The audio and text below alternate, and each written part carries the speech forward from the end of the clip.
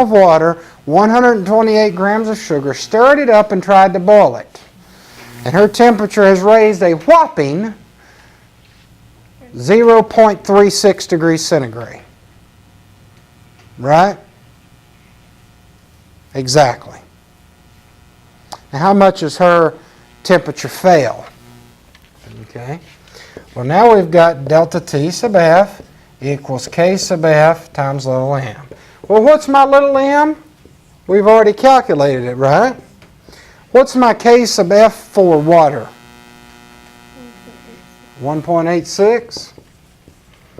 Okay, so this right here then is going to tell us what? How much their freezing point dropped.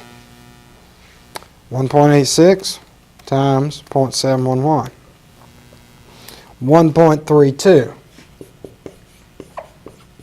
So that means my new freezing point would be a negative 1.32 degrees centigrade. So which one dropped the most? I mean, which one changed the most? Boiling point or freezing point? Freezing point did. Now, that means that when she froze this in her ice trays, they would not freeze at 0 degrees centigrade. They would freeze what? Negative 1.32 degrees centigrade. Now, let's just be off the cuff and guess some numbers. Sandy goes shopping at the store. She buys a 12-pack of Coke. She puts one in the freezer to get it cold right quick like, but she forgets about it. Nobody's ever did that, right? Oh, yeah. What temperature would that Coke freeze at? Would it freeze at exactly 0 degrees centigrade? No, because it's got sugar in it, right? So just off the cuff, negative 3 degrees centigrade? Negative 5. Negative 5. She's being just ambitious. Okay, now Bonnie's going to go to the store and buy a 12-pack of beer. Put one in the freezer to get it cold, and then you don't forget about it, right? Especially if you've had 4 or 5. You put it in the refrigerator and get it cold. What temperature will her beer freeze at? If the Coke's freezing at negative 5 roughly, what temperature is your beer freezing at? It has alcohol in it. Now what's that going to do? Lower the freezing point or raise it? Lower it. So what temperature is that going to freeze at? Negative 10. Now Brittany, being an alcoholic, goes and buys pure grain alcohol. The 190 proof stuff, right? And she puts that in the freezer. What temperature is that going to freeze at? It probably won't in your home freezer. Because that has so much what in it? Solute. It's got so much in it that it ain't going to freeze. Isn't the water the solute then? Then it would be backwards, right? The water would be the solute and the alcohol would be the pure liquid, right? Or the solvent. But you get the point, right? The more and more concentrated your drink is, as an example with alcohol, the colder it will take to freeze it, right? Why? Because of this right here. And if you're really smurfy enough, I guess you could pull out a napkin and start calculating it. Because if you've got a proof on the side of your Bacardi 151, you can convert it to this, and that can be converted to this. You can look up in a table somewhere the K sub F and K sub B values for ethanol, and you can calculate exactly what temperature your freezer needs to be at. All right? Is that cool? Do you like that? You don't like that. You're thinking about later. All right. So here we go. Are we good with this? Now, the more and more of this she puts in her water, these things are going to change. Because why? This right here is mass dependent. All right? So the higher your little m gets, the more separation that's going to be. Are we doing good? All right. One more thing there we've talked about is molarity. That's moles per liter. Okay. This is the number of moles of solute per liter of solution. Now, like an acid, if you bought hydrochloric acid, it comes in what's called 12 molar. That's pretty concentrated. You open that up, acid burn your eyes, stuff starts steaming out of it. Sulfuric acid comes in 18 molar, and those are pretty concentrated numbers.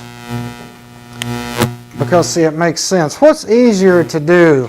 Is it easier to dilute something or try to reconstitute something? To dilute. That's a lot easier to do, right? Especially if you need to know exact numbers on how to do that. You see, if you wanted to get hydrochloric acid more concentrated than 12 molar, all right, I don't know why you would want to do that. There are cases where you do. I've had to do that before. How would you go about doing it? How would you make this more concentrated? Well, let me ask you this. Who in here has made gravy? One person's made gravy in this room? Well, why don't you bring me some? I love gravy. What do you mean you guess so? So when you start out, is it thick or thin? It's thin. And when you start heating on it, what happens to it? Thickens it up, thus making it more concentrated. So how are you going to make this more concentrated? Heat it up, right? And nobody, and no chemist is ever in the mood to cook on an acid, all right?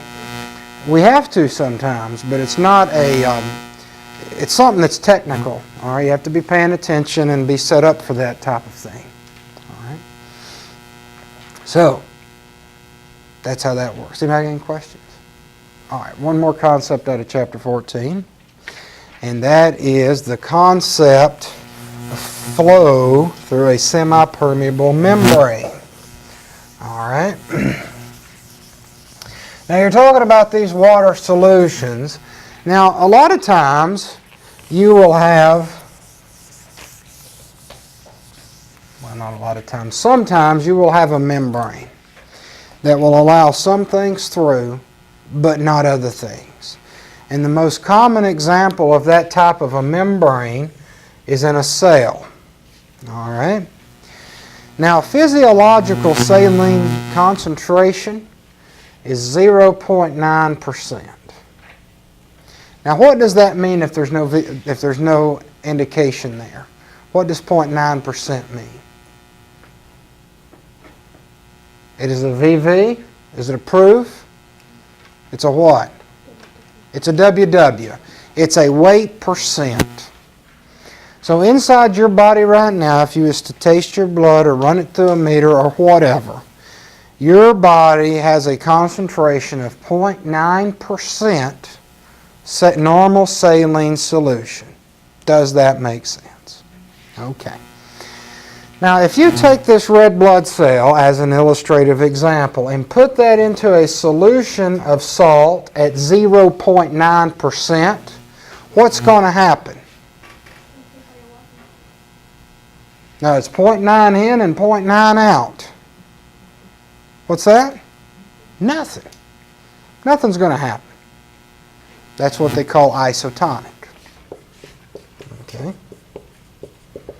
That's why some IVs are what are called isotonic. That means they're the same saline concentration or the same osmolarity, they call it, as your blood. Now, not all IVs are. Some IVs are hypertonic. Some IVs are hypotonic, right? Depending on what the doctor's got in mind for you and what's happening with you. Okay? Now, what would happen if you have the same red blood cell, it's got a 0.9% saline solution, all of a sudden you dunk that joker in salt water that is 14%.